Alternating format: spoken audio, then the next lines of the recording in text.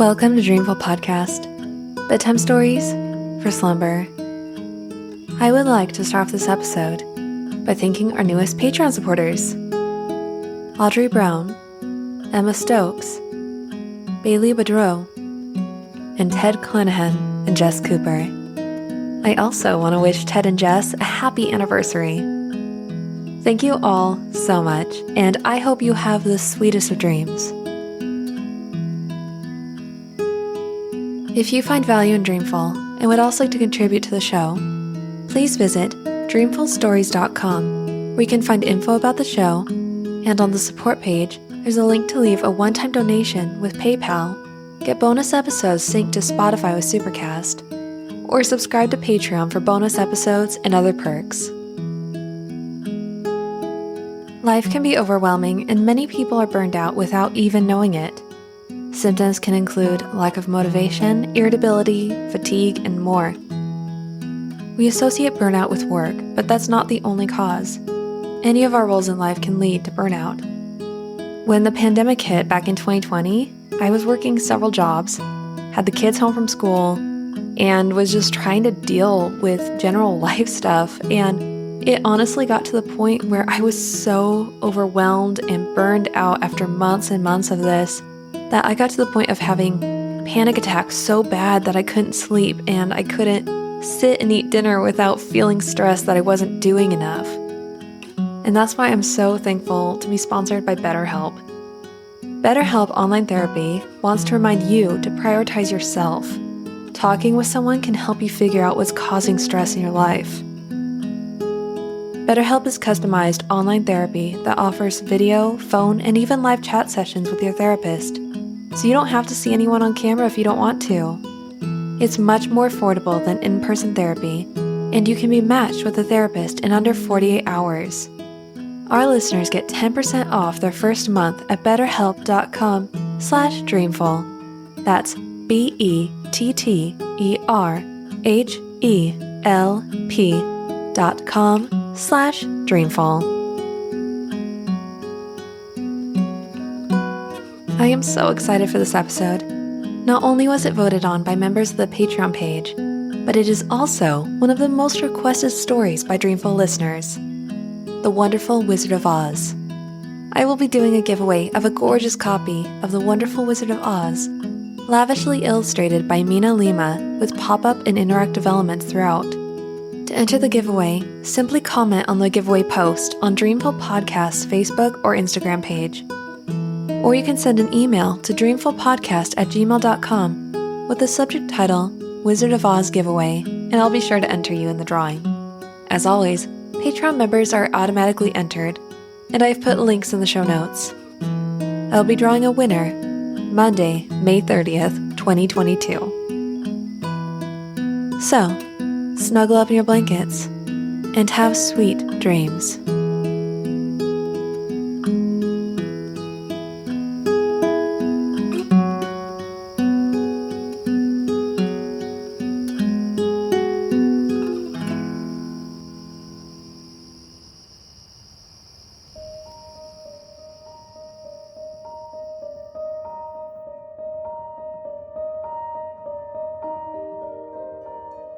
Dorothy lived in the midst of the great Kansas prairies with Uncle Henry, who was a farmer, and Aunt Em, who was the farmer's wife.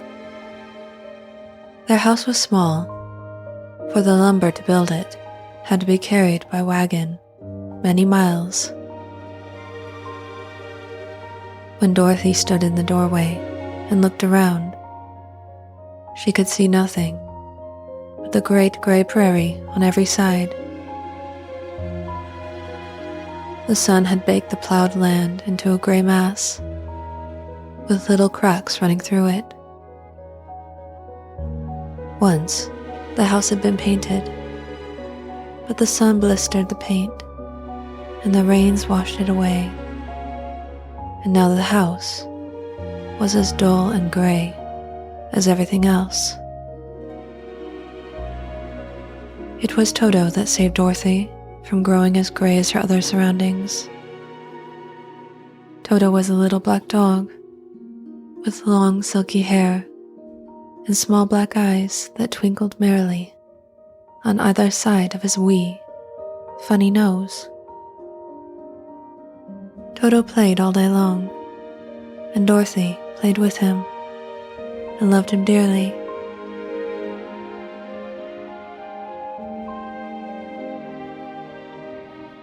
Uncle Henry sat upon the doorstep and looked anxiously at the sky, which was even grayer than usual.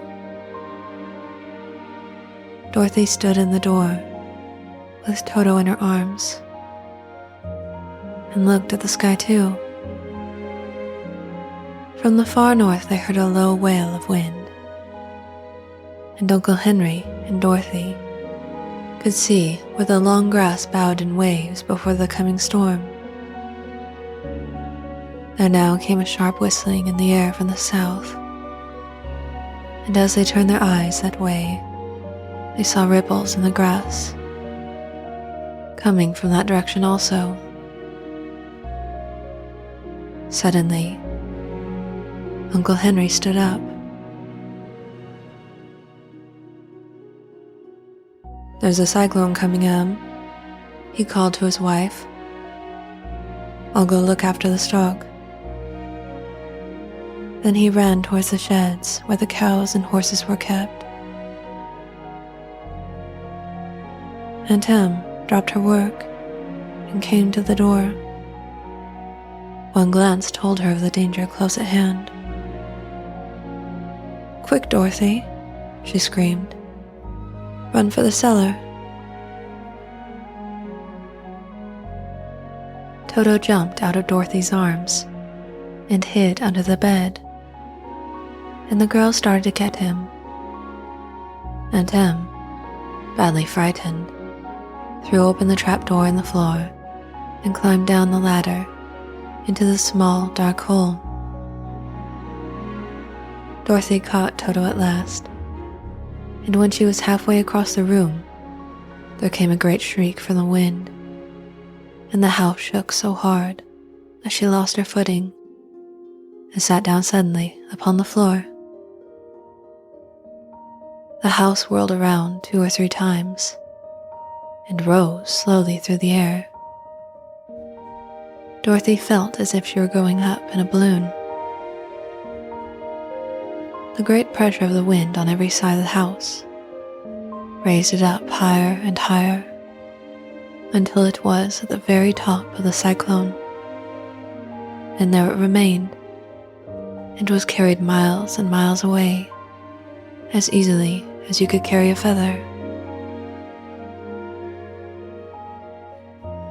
Hour after hour passed away, and in spite of the swaying of the house and the wailing of the wind, Dorothy soon closed her eyes and fell asleep.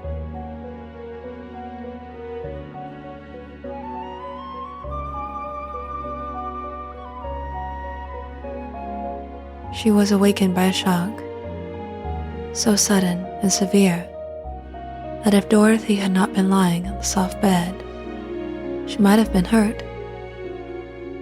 Dorothy sat up and noticed that the house was not moving, nor was it dark, for the bright sunshine came in at the window, flooding the little room. She sprang from her bed and with Toto at her heels, ran and opened the door. The little girl gave a cry of amazement and looked about her, her eyes growing bigger and bigger at the wonderful sights she saw. The cyclone had set the house down in the midst of a country of marvelous beauty. There were lovely patches of green sward all about, with stately trees bearing rich and luscious fruits. Banks of gorgeous flowers were on every hand, and birds with rare and brilliant plumage sang and fluttered in the trees and bushes. A little way off was a small brook, rushing and sparkling along between green banks. While she stood looking eagerly at the strange and beautiful sights, she noticed, coming toward her, a group of the strangest people she had ever seen. They were not as big as the grown folk she had always been used to, but neither were they very small. In fact, they seemed about as tall as Dorothy, who was a well-grown child for her age, although they were, so far as looks go, many years older. 3 were men and 1 a woman, and all were oddly dressed. The men, Dorothy thought, were about as old as Uncle Henry, for 2 of them had beards. But the little woman was doubtless much older. Her face was covered with wrinkles, her hair was very nearly white, and she walked rather stiffly. The little woman's hat was white, and she wore a white gown that hung in plaits from her shoulders. Over it were sprinkled little stars that glistened in the sun like diamonds.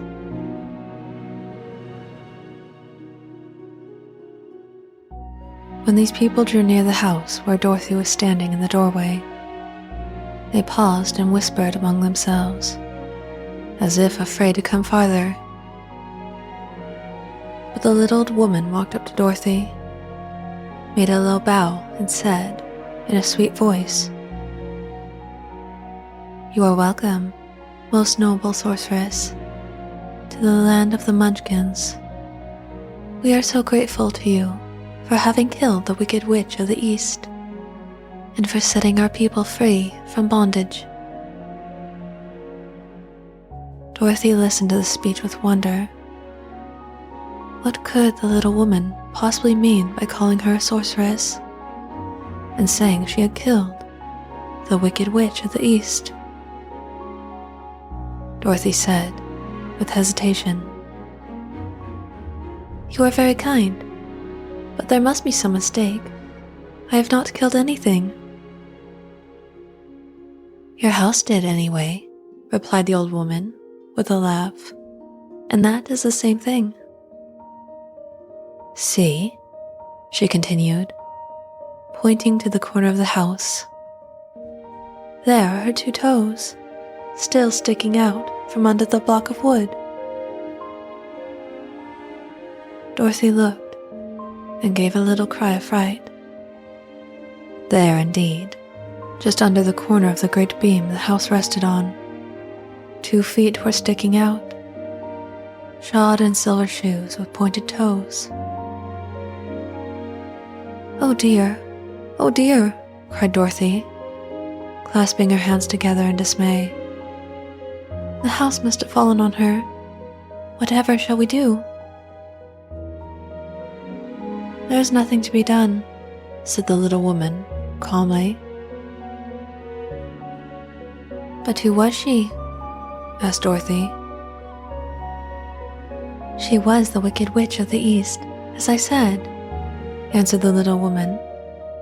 "She has held all the Munchkins in bondage for many years, making them slave for her night and day. Now they are all set free, and are grateful to you for the favor." "Who are the Munchkins?" inquired Dorothy. "They are the people who live in the land of the East, where the wicked witch ruled." "Are you a Munchkin?" asked Dorothy. "No, but I am their friend. Although I live in the land of the North, when they saw the witch of the East was dead, the Munchkins sent a swift messenger to me, and I came at once. I am the witch of the North." "Oh gracious," cried Dorothy. "Are you a real witch?" "Yes, indeed," answered the little woman. "But I am a good witch, and the people love me." "But I thought all witches were wicked," said the girl, who was half frightened at facing a real witch.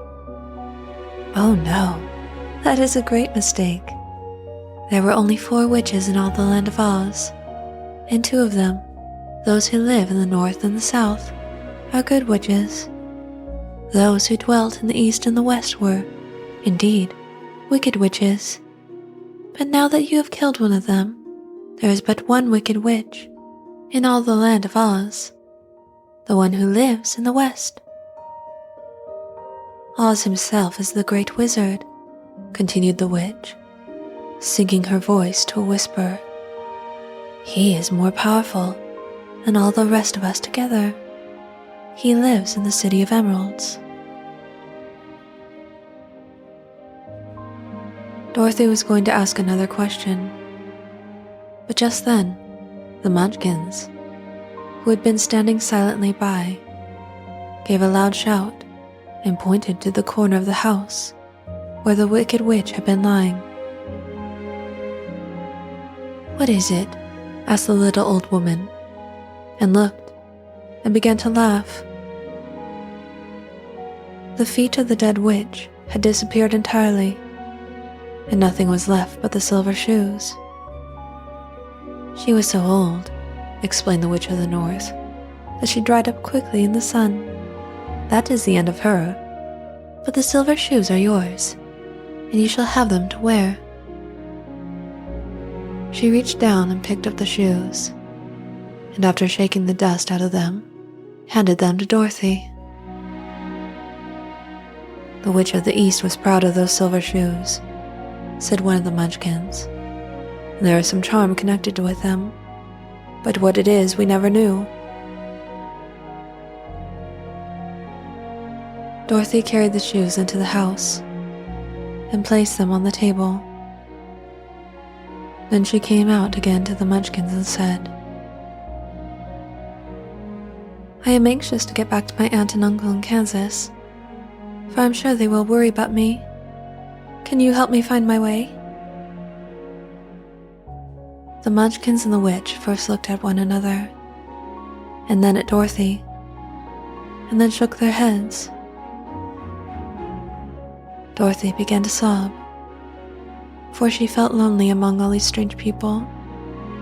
Her tears seemed to grieve the kind-hearted Munchkins, for they immediately took out their handkerchiefs and began to weep also. As for the little old woman, she took off her cap and balanced the point on the end of her nose, while she counted 1, 2, 3. At once, the cap changed to a slate, on which was written in big white chalk marks, "Let Dorothy go to the City of Emeralds." The little old woman took the slate from her nose, and, having read the words on it, asked, "Is your name Dorothy, my dear?" "Yes," answered the child, looking up and drying her tears. "And you must go to the City of Emeralds. Perhaps Oz will help you." "Where is the city?" asked Dorothy. "It is exactly in the center of the country, and is ruled by Oz, the great wizard I told you of." "How can I get there?" asked Dorothy. "You must walk.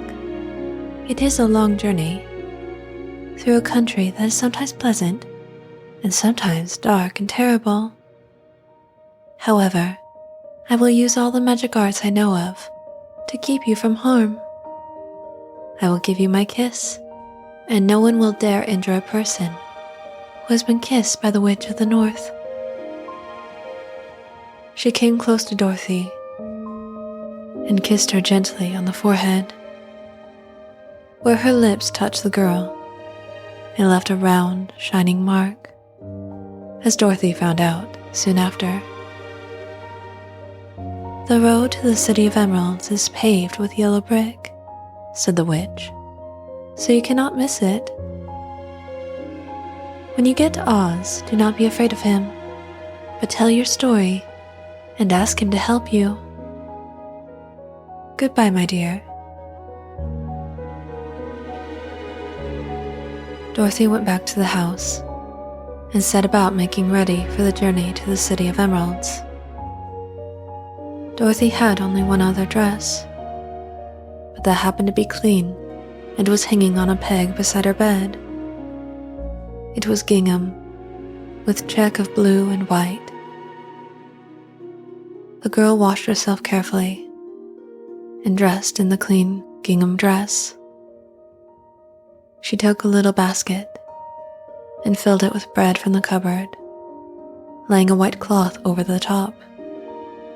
Then she looked down at her feet and noticed how old and worn her shoes were. "They surely will never do for a long journey, Toto," she said. At that moment, Dorothy saw lying on the table the silver shoes that had belonged to the witch of the East. "I wonder if they will fit me," she said to Toto. "They would be just the thing to take a long walk in, for they cannot wear out." She took off her old leather shoes and tried on the silver ones, which fitted her as well as if they had been made for her. "Come along, Toto," she said. "We will go to the Emerald City and ask the Great Oz how to get back to Kansas again." She closed the door, locked it, and put the key carefully in the pocket of her dress. And so, with Toto trotting along soberly behind her, she started on her journey.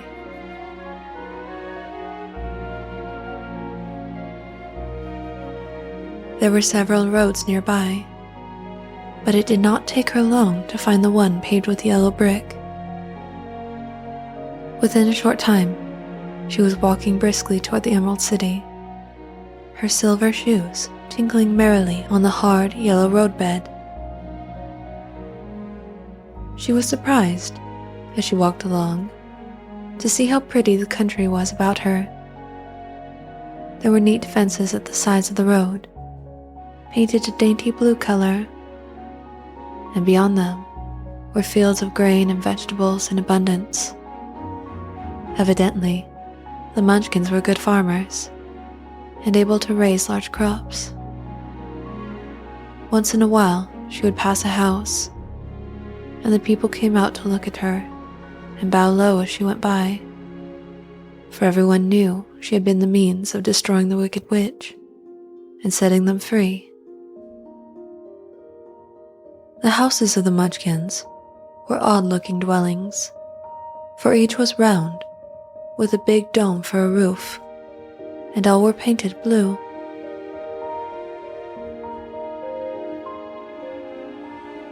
When she had gone several miles, she thought she would stop to rest, and so climbed to the top of the fence beside the road and sat down. There was a great cornfield beyond the fence, and not far away she saw a scarecrow, placed high on a pole to keep the birds from the ripe corn. Dorothy leaned her chin upon her hand and gazed thoughtfully at the scarecrow. Its head was a small sack stuffed with straw, with eyes, nose, and mouth painted on it to represent a face. An old pointed blue hat that had belonged to some Munchkin was perched on his head, and the rest of the figure was a blue suit of clothes, worn and faded, which had also been stuffed with straw. On the feet were some old boots with blue tops, such as every man wore in this country, and the figure was raised above the stalks of corn by means of the pole stuck up its back. While Dorothy was looking earnestly into the strange painted face of the scarecrow, she was surprised to see one of the eyes slowly wink at her. She thought she must have been mistaken at first, for none of the scarecrows in Kansas ever wink. But presently, the figure nodded its head to her in a friendly way. Then she climbed down from the fence and walked up to it, while Toto ran around the pole and barked. "Good day," said the Scarecrow in a rather husky voice. "Did you speak?" asked the girl in wonder. "Certainly," answered the Scarecrow. "How do you do?" "I'm pretty well, thank you," replied Dorothy politely. "How do you do?" "I'm not feeling well," said the Scarecrow with a smile, "for it is very tedious being perched up here night and day to scare away crows." "Can't you get down?" asked Dorothy. "No, for this pole is stuck up my back. If you will please take away the pole, I shall be greatly obliged to you." Dorothy reached up both arms and lifted the figure off the pole. For, being stuffed with straw, it was quite light. "Thank you very much," said the Scarecrow, when he had been set down on the ground. "I feel like a new man." Dorothy was puzzled at this, for it sounded strange to hear a stuffed man speak, and to see him bow and walk along beside her. "Who are you?" asked the Scarecrow, when he had stretched himself and yawned. "And where are you going?" "My name is Dorothy," said the girl, "and I am going to the Emerald City to ask the Great Oz to send me back to Kansas." "Where is the Emerald City?" he inquired. "And who is Oz?" "Why, don't you know?" she returned in surprise. "No, indeed. I don't know anything. You see, I am stuffed, so I have no brains at all," he answered sadly. "Oh," said Dorothy. "I'm awfully sorry for you." "Do you think," he asked, "if I go to the Emerald City with you, that the Great Oz would give me some brains? You see," he continued confidentially, "I don't mind my legs and arms and body being stuffed, but I do not want people to call me a fool. And if my head stays stuffed with straw, how am I ever to know anything?" "I understand how you feel," said the little girl, who was truly sorry for him. "If you will come with me, I'll ask Oz to do all he can for you." "Thank you," he answered gratefully. They walked back to the road. Dorothy helped him over the fence, and they started along the path of yellow brick for the Emerald City.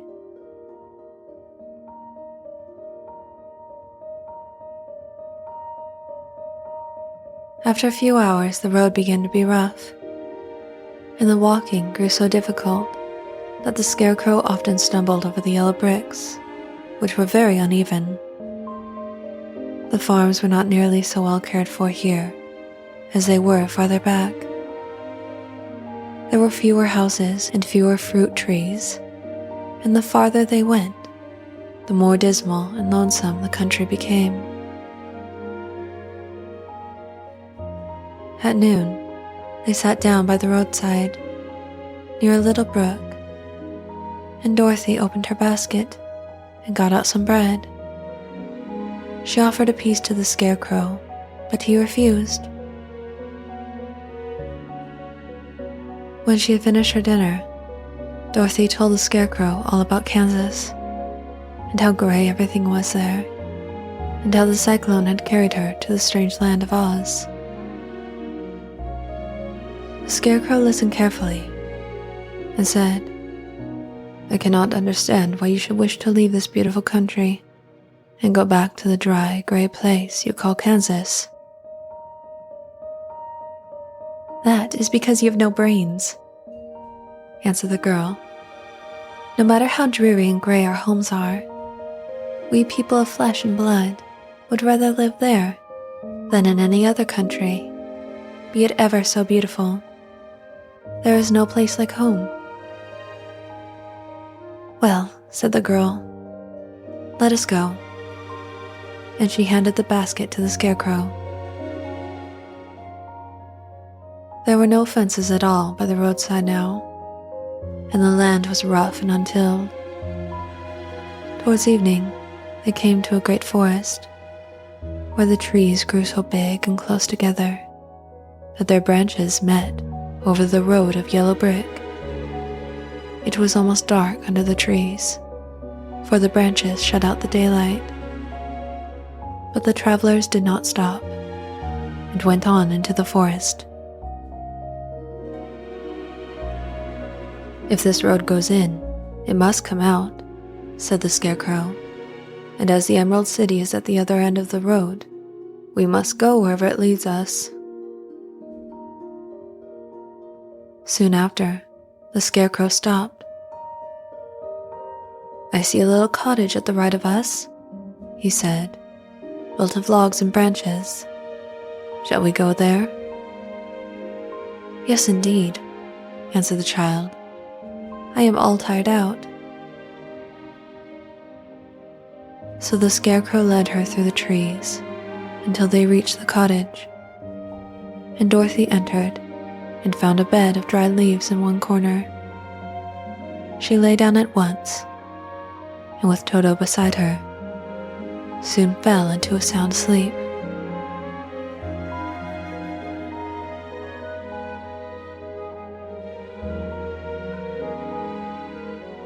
When Dorothy awoke, the sun was shining through the trees, and Toto had long been out chasing birds and squirrels. She sat up and looked around her. There was a Scarecrow, still standing patiently in his corner, waiting for her. "We must go and search for water," she said to him. They left the cottage and walked through the trees until they found a little spring of clear water, where Dorothy drank and bathed and ate her breakfast. She saw there was not much bread left in the basket, and the girl was thankful the Scarecrow did not have to eat anything, for there was scarcely enough for herself and Toto for the day. When she had finished her meal and was about to go back to the road of yellow brick, she was startled to hear a deep groan nearby. "What was that?" she asked timidly.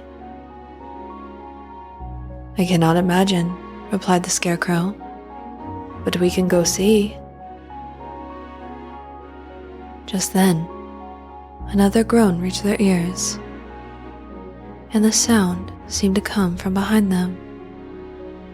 They turned and walked through the forest a few steps, when Dorothy discovered something shining in a ray of sunshine that fell between the trees. She ran to the place, and then stopped short with a cry of surprise. One of the big trees had been partly chopped through, and standing beside it, with an uplifted axe in his hands, was a man made entirely of tin. His head and arms and legs were jointed upon his body, but he stood perfectly motionless, as if he could not stir at all. Dorothy looked at him in amazement, and so did the Scarecrow, while Toto barked sharply and made a snap at the tin legs. "Did you groan?" asked Dorothy. "Yes," answered the Tin Man. "I did. I've been groaning for more than a year, and no one has ever heard me before, or come to help me." "What can I do for you?" she inquired softly, for she was moved by the sad voice in which the man spoke. "Get an oil can and oil my joints," he answered. "They are rusted so badly that I cannot move them at all. If I am well oiled, I shall soon be all right again. You will find an oil can on a shelf in my cottage." Dorothy at once ran back to the cottage and found the oil can. and then she returned and asked, anxiously, "Where are your joints?" "Oil my neck first," replied the Tin Man. So she oiled it, and as it was quite badly rusted, the Scarecrow took hold of the tin head and moved it gently from side to side until it worked freely, and then the man could turn it himself. "Now oil the joints of my arms," he said. And Dorothy oiled them, and the Scarecrow bent them carefully until they were quite free from rust and as good as new. The Tin Woodman gave a sigh of satisfaction and lowered his axe, which he leaned against the tree. "This is a great comfort," he said. "I've been holding that axe in the air ever since I rusted, and I'm glad to be able to put it down at last. Now, if you will oil the joints of my legs, I shall be all right once more."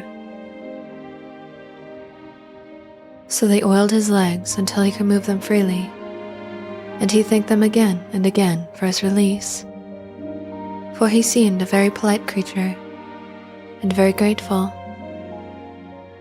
"I might have stood there always if you had not come along," he said, "so you have certainly saved my life. How did you happen to be here?"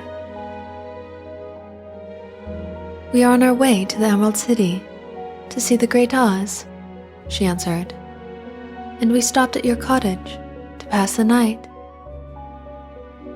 "Why do you wish to see Oz?" he asked. "I want him to send me back to Kansas, and the Scarecrow wants him to put a few brains into his head," she replied. The Tin Woodman appeared to think deeply for a moment. Then he said, "Do you suppose Oz would give me a heart?" "Why, I guess so," Dorothy answered. "It would be as easy as to give the Scarecrow brains." "True," the Tin Woodman returned. "So, if you will allow me to join your party, I will also go to the Emerald City and ask Oz to help me." "Come along," said the Scarecrow heartily, and Dorothy added that she would be pleased to have his company. So the Tin Woodman shouldered his axe, and they all passed through the forest until they came to the road that was paved with yellow brick. The Tin Woodman had asked Dorothy to put the oil can in her basket, for, he said, if I should get caught in the rain and rust again, I would need the oil can badly. It was a bit of good luck to have their new comrade join the party, for soon after they had begun their journey again, they came to a place where the trees and branches grew so thick over the road that the travelers could not pass. But the Tin Woodman set to work with his axe and chopped so well that soon he cleared a passage for the entire party. While they were walking through the forest, the Tin Woodman told the following story. I knew a Munchkin girl who was so beautiful that I soon grew to love her with all my heart. But the old woman who lived with her did not want her to marry anyone. So the old woman went to the Wicked Witch to prevent the marriage. Thereupon the Wicked Witch enchanted my axe, and when I was chopping away at my best one day, for I was anxious to get the new house and my wife as soon as possible, the axe slipped all at once and cut off my leg. This at first seemed a great misfortune, for I knew a one-legged man could not do very well as a wood chopper. So I went to a tinsmith and had him make me a new leg out of tin. The leg worked very well once I was used to it, but my action angered the Wicked Witch of the East, for she had promised the old woman I should not marry the pretty Munchkin girl. When I began chopping again, my axe slipped and cut off my right leg. Again I went to the tinner, and again he made me a leg out of tin. This went on and on, until all my limbs and head had been replaced with tin ones. The wicked witch then made my axe slip again, so that it cut right through my body, splitting me into two halves. Once more the tinner came to my help, and made me a body of tin, fastening my tin arms and legs and head to it, by means of joints, so that I can move around as well as ever. But alas, I had now no heart, so that I lost all my love for the Munchkin girl, and did not care whether I married her or not. I suppose she is still living with the old woman, waiting for me to come after her. While I was in love, I was the happiest man on earth. But no one can love who has not a heart, and so I'm resolved to ask Oz to give me one. If he does, I will go back to the Munchkin Maiden and marry her. Both Dorothy and Scarecrow had been greatly interested in the story of the Tin Woodman, and now they knew why he was so anxious to get a new heart.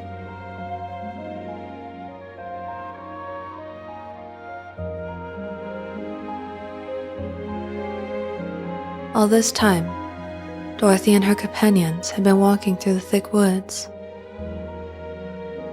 The road was still paved with yellow brick, but these were much covered by dried branches and dead leaves from the trees, and the walking was not at all good. There were few birds in this part of the forest, for birds love the open country, where there is plenty of sunshine. But now and then there came a deep growl from some wild animal hidden among the trees. These sounds made the little girl's heart beat fast, for she did not know what made them. But Toto knew, and he walked close to Dorothy's side, and did not even bark in return. "How long will it be," the child asked of the Tin Woodman, "before we are out of the forest?" "I cannot tell," was the answer, "for I've never been to the Emerald City." Just as he spoke, there came from the forest a terrible roar, and the next moment a great lion bounded into the road. With one blow of his paw, he sent the Scarecrow spinning over and over to the edge of the road. And then he struck at the Tin Woodman with his sharp claws. But, to the lion's surprise, he could make no impression on the tin, although the woodman fell over in the road and lay still. Little Toto, now that he had an enemy to face, ran barking toward the lion, and the great beast had opened his mouth to bite the dog, when Dorothy, fearing Toto would be killed, and heedless of danger, rushed forward and slapped the lion upon his nose as hard as she could, while she cried out, "Don't you dare to bite Toto! You ought to be ashamed of yourself, a big beast like you, to bite a poor little dog." "I didn't bite him," said the lion, as he rubbed his nose with his paw, where Dorothy had hit it. "No, but you tried to," she retorted. "You are nothing but a big coward." "I know it," said the lion, hanging his head in shame. "He's a curious animal, and seems remarkably small, now that I look at him. No one would think of biting such a little thing, except a coward like me," continued the lion sadly. "What makes you a coward?" asked Dorothy, looking at the great beast in wonder. "It's a mystery," replied the lion, I suppose I was born that way. All the other animals in the forest naturally expect me to be brave, for the lion is everywhere thought to be the king of beasts. But that isn't right. The king of beasts shouldn't be a coward, said the Scarecrow. I know it, returned the lion, wiping a tear from his eye with the tip of his tail. It is my great sorrow. It makes my life very unhappy. But whenever there is danger, my heart begins to beat fast. I am going to the Great Oz to ask him to give me some brains, remarked the Scarecrow, for my head is stuffed with straw. And I am going to ask him to give me a heart, said the Woodman. And I am going to ask him to send Toto and me back to Kansas, added Dorothy. Do you think Oz could give me courage? Asked the Cowardly Lion. Just as easily as he could give me brains, said the Scarecrow. Or give me a heart, said the Tin Woodman. Or send me back to Kansas, said Dorothy. Then, if you don't mind, I'll go with you, said the Lion, for my life is simply unbearable without a bit of courage. So once more, the little company set off upon the journey. The Lion walking with stately strides at Dorothy's side. Toto did not approve of this new comrade at first, for he could not forget how nearly he had been crushed between the lion's great jaws. But after a time, he became more at ease, and presently, Toto and the Cowardly Lion had grown to be good friends. During the rest of that day, there was no other adventure to mar the peace of their journey.